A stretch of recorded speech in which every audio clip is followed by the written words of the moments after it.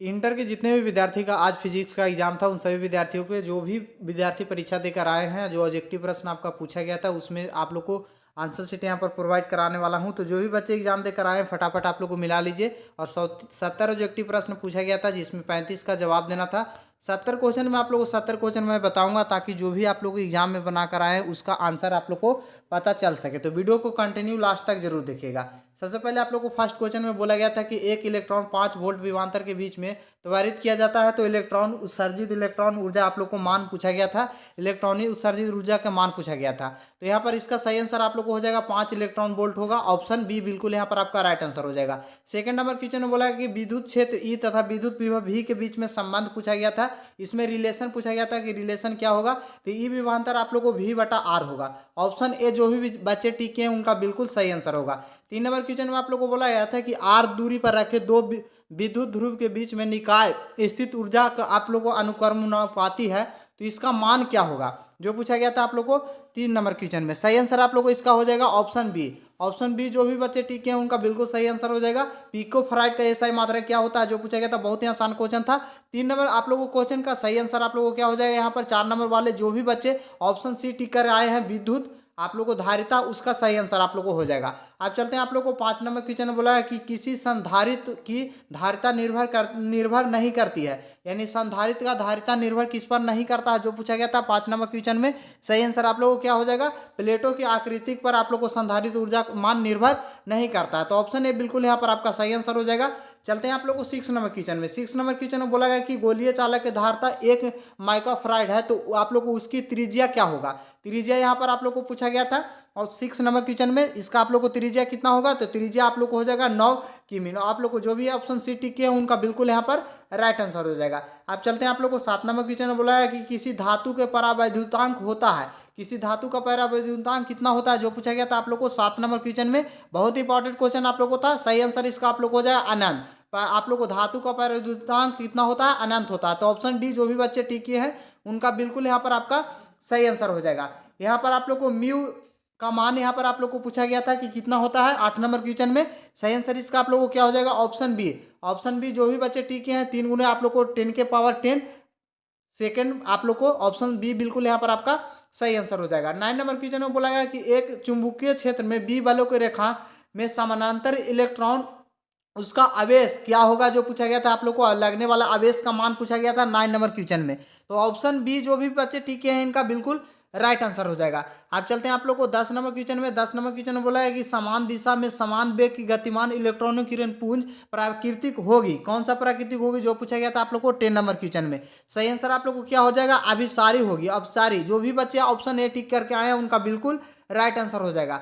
11 number question बहुत ही important question था और ये क्वेश्चन आप लोग को हर साल आप लोग को बोर्ड परीक्षा में पूछा जाता है। चुंबकीय क्षेत्र बी वेक्टर स्थित एम को चुंबकीय आघूर्ण वाले धारा पर आप लोग को अद्भुत बल आघूर्ण का मान आप लोग को पूछा गया था 11 नंबर क्वेश्चन में। इसका सही आंसर आप लोग को क्या हो जाएगा बाबू, ऑप्शन ए जो भी बच्चे ठीक हैं ऑप्शन ए वाला की बिल्कुल यहाँ पर आपका राइट आंसर हो जाएगा। स्वयं प्रेरक का एसआई मात्रा क्या होता है, जो पूछा गया था 12 नंबर क्वेश्चन में। इंपॉर्टेंट क्वेश्चन था आप लोग को। सही आंसर इसका क्या हो जाएगा आप लोग को हेनरी। हेनरी जो भी बच्चे टिके होंगे उनका बिल्कुल सही आंसर हो जाएगा। 13 नंबर क्वेश्चन में बोला गया कि किसी धातु से बने गोलक चुंबकीय क्षेत्र में दोलन करने की दोलन गति की मान क्या होगा। आप लोग को जो पूछा गया था किसी धातु से बने गोलक चुंबकीय क्षेत्र में दोलन करने की दोलन गति का मान आपसे पूछा गया था 13 नंबर क्वेश्चन में। सही आंसर आप लोग को क्या हो जाएगा, अपमंदित होता है।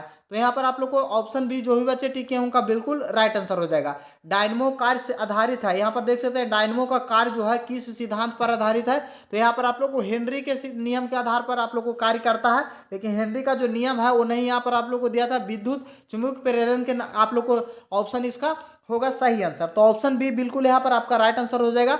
जो भी बच्चे टिके हैं उनका बिल्कुल राइट आंसर हो जाएगा। चलते हैं आप लोग को 15 नंबर क्वेश्चन में बोला गया कि प्रेरण कुंडली का उत्पन्न करता है। प्रेरण कुंडली क्या उत्पन्न करता है, जो पूछा गया था, तो उत्पन्न करता है उच्च धारा। उच्च धारा आप लोग को हो जाएगा ऑप्शन ए बिल्कुल यहाँ पर आपका राइट आंसर हो जाएगा।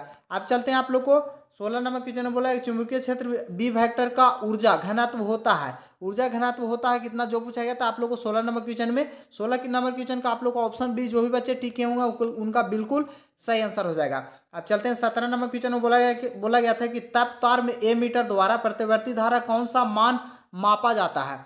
कौन सा माप ए मीटर के द्वारा प्रतिवर्ती धारा में मापा जाता है, जो पूछा गया था आप लोग को 17 नंबर क्वेश्चन में। इंपॉर्टेंट क्वेश्चन था आप लोग को। सही आंसर इसका क्या हो जाएगा, मूल औसत वर्ग मान को मापा जाता है। तो ऑप्शन सी बिल्कुल यहाँ पर आपका राइट आंसर हो जाएगा। यहाँ पर देख सकते हैं डी वेक्टर क्षेत्र वाले सदिश चुंबकीय क्षेत्र में बी वेक्टर लंबवत हो तो डीएस चुंबकीय क्षेत्र फलस का मान आप लोग को पूछा गया था 18 नंबर क्वेश्चन में। इसका सही आंसर आप लोग को क्या हो जाएगा बाबू, जो भी बच्चे यहाँ पर 18 नंबर क्वेश्चन का आप लोग को ऑप्शन डी शून्य वाले टिक किए होंगे उनका बिल्कुल सही आंसर होगा। जो मैं क्वेश्चन आप लोग को बता रहा हूँ वही आंसर आप लोग को मिलाते चलिए।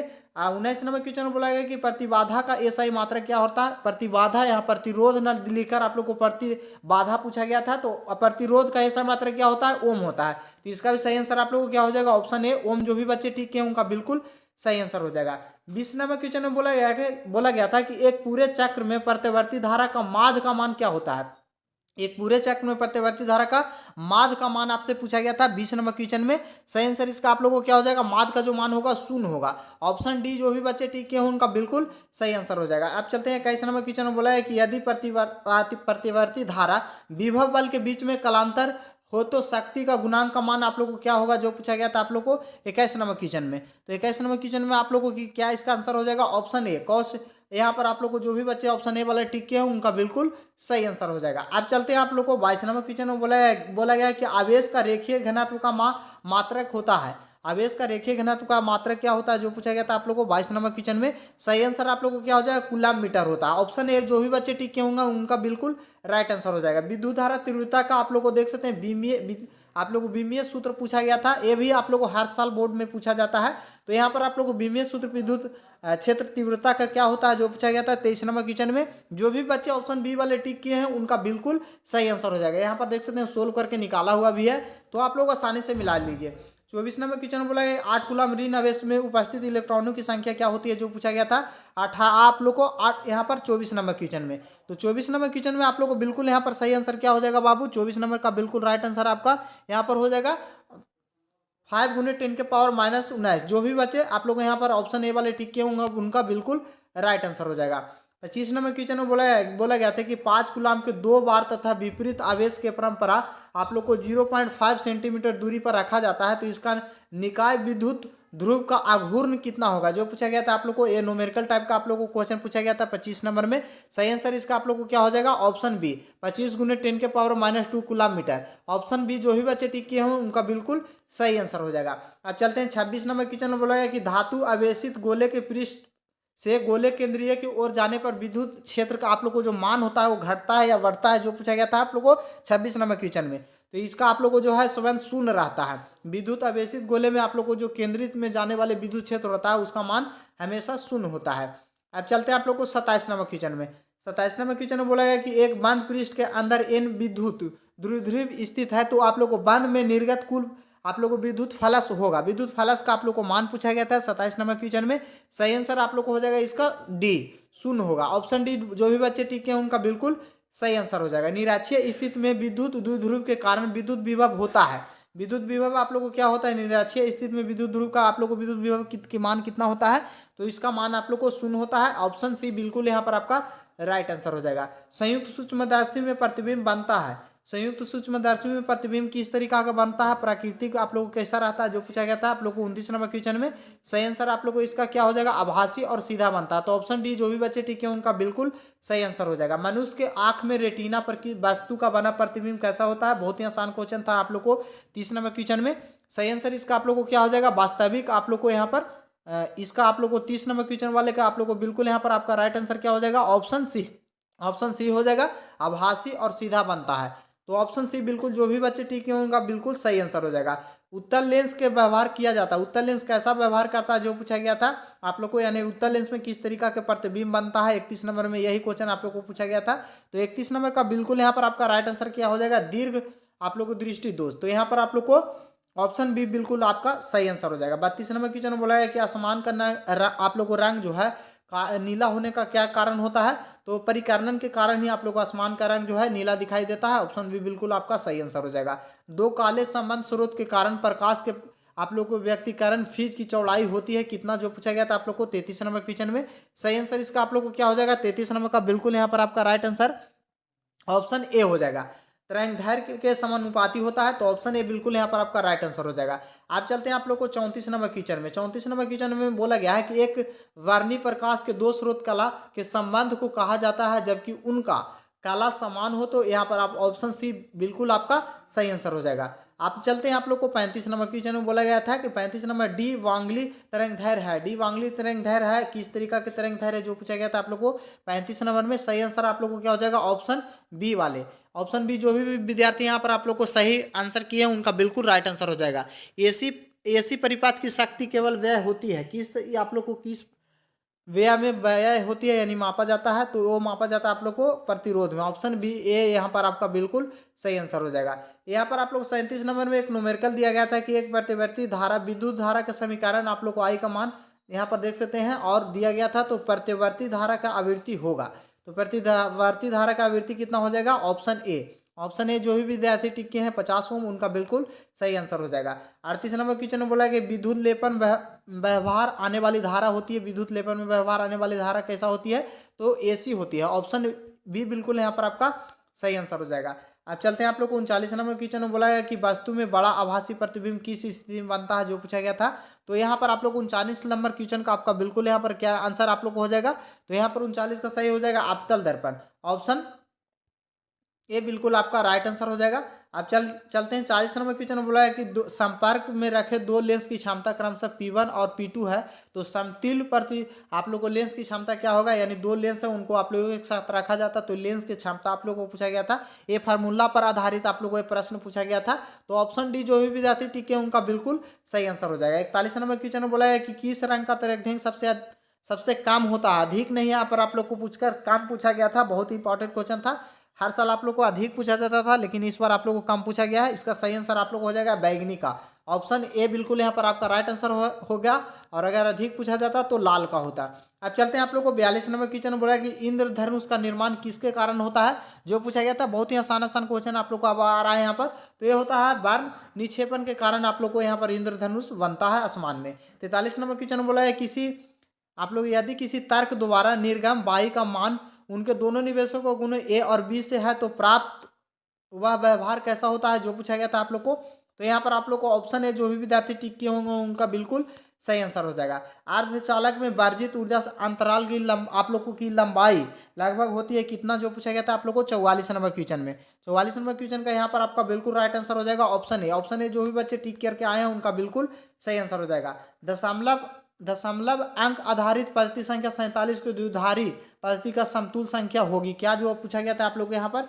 इससे भी आप लोग को संख्या पद्धति से भी हर साल आप लोग को 1 से 2 क्वेश्चन आप लोग को डाला जाता था, और इस बार भी आप लोग को एग्जाम में पूछा गया है। इसका सही आंसर ऑप्शन डी वाले जो भी बच्चे टिक किए हैं उनका बिल्कुल सही आंसर होगा। अब चलते हैं आप लोग को 46 नंबर क्वेश्चन में। 46 नंबर क्वेश्चन में बोला गया है कि पूर्ण तरंग दृष्टिकारी यदि निवेश आवृत्ति 50 हर्ट्ज है, तो इसके निर्गत आवृत्ति का मान कितना होगा, जो पूछा गया था आप लोग को 46 नंबर क्वेश्चन में। सही आंसर आप लोग को क्या हो जाएगा, 100 हर्ट्ज हो जाएगा। ऑप्शन सी, जो भी बच्चे टिक किए हैं उनका बिल्कुल सही आंसर हो जाएगा। 47 नंबर क्वेश्चन में बोला गया कि वैसा युक्त जो आप लोग को मॉड्यूलन तथा डी मॉड्यूलन दोनों को कार्य करता है, तो उसे क्या कहा जाता है, तो मोडेम कहा जाता है। ऑप्शन सी बिल्कुल यहाँ पर आपका राइट आंसर हो जाएगा।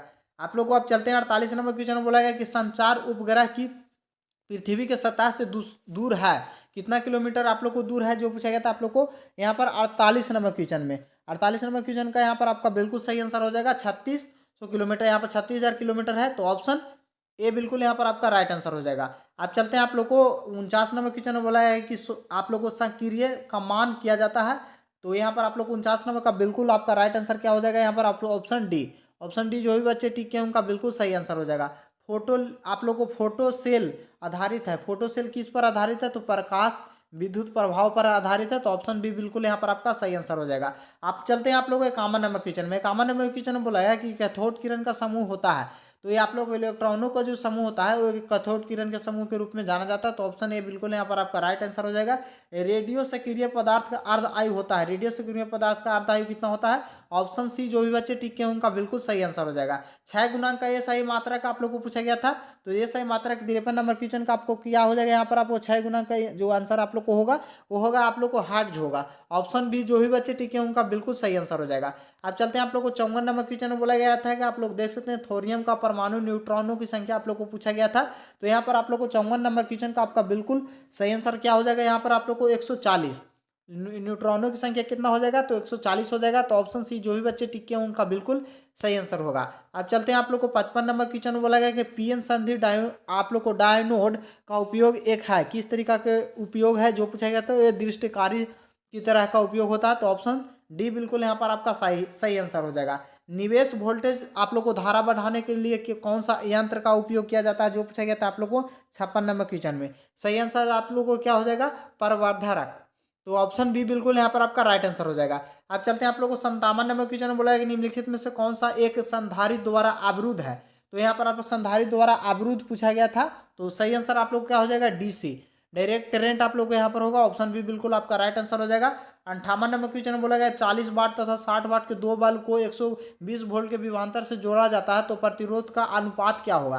प्रतिरोध का अनुपात आपसे पूछा गया था 58 नंबर क्वेश्चन में, न्यूमेरिकल पूछा गया था। तो इसको आप लोग को हल कीजिएगा तो 3.2 आएगा। यहाँ पर आपको 3:2 आप लोग को आएगा। तो ऑप्शन डी जो भी बच्चे टिक के उनका बिल्कुल सही आंसर होगा। 59 नंबर क्वेश्चन में बोला गया था कि किसी तार के प्रतिरोध 500 आप लोग को ओम है, तो इसका विद्युत चालकता होगी, विद्युत चालकता का आप लोग को मान पूछा गया था 59 नंबर क्वेश्चन में। सही आंसर आप लोग को क्या हो जाएगा, ऑप्शन ए। ऑप्शन ए जो भी बच्चे टिक के उनका बिल्कुल सही आंसर हो जाएगा।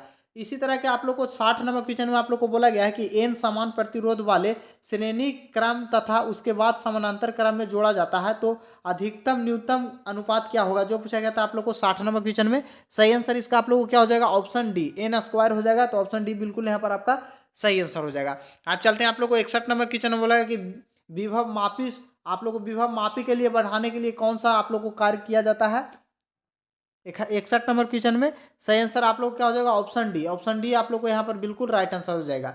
इसी तरह के अगर आप लोग को जो भी सेट है, अगर प्रत्येक सेट का आंसर सीट आप लोग को देखना चाह रहे हैं तो उसका तरीका मैं बताता हूँ, ताकि सभी विद्यार्थी सभी सेट का आंसर सीट आसानी से चेक कर सके। उसके लिए आप लोग को क्या प्रोसेस करना होगा, गूगल में जाइए और आप लोग को टाइप कर लेना है बिहार जानकारी। जिस तरीका से मैं टाइप किया हूँ सेम इसी तरीका से टाइप करके आप लोग को आ जाना है, biharjankari.in वाले वेबसाइट पर आप लोग को आ जाना है।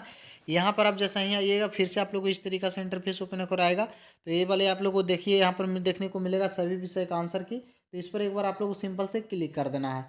यहाँ पर आप जैसा ही क्लिक कीजिएगा फिर से नेक्स्ट पेज ओपन होकर आएगा, जहाँ पर आप लोग कुछ इस तरीका से देखने को मिलेगा। यहाँ पर आप लोग देख सकते हैं साइंस वाले सभी विद्यार्थियों को आंसर शीट यहाँ पर आप लोग को दिया गया है। तो यहाँ से आकर आप लोग को जो भी बच्चे आप लोग को प्रत्येक सेट का आंसर शीट आप लोग देखना चाह रहे हैं तो यहीं से आप लोग को देखने को मिलेगा। तो यहाँ पर आप इस पर जैसा ही क्लिक कीजिएगा फिर से आपको नेक्स्ट पेज ओपन होकर आएगा। यहाँ पर आप लोग को सभी सेट का आंसर शीट यहाँ से आकर आप लोग चेक कर सकते हैं, जो भी आपको सेट मिला था एग्जाम में उस सभी सेट का। और साथ ही साथ यहाँ पर आप लोग को अपडेट भी कर दिया जाएगा सभी विद्यार्थियों को, तो अपडेट भी हो जाएगा। और इस वीडियो को दोस्तों में शेयर कर दीजिए और चैनल को सब्सक्राइब जरूर कीजिएगा।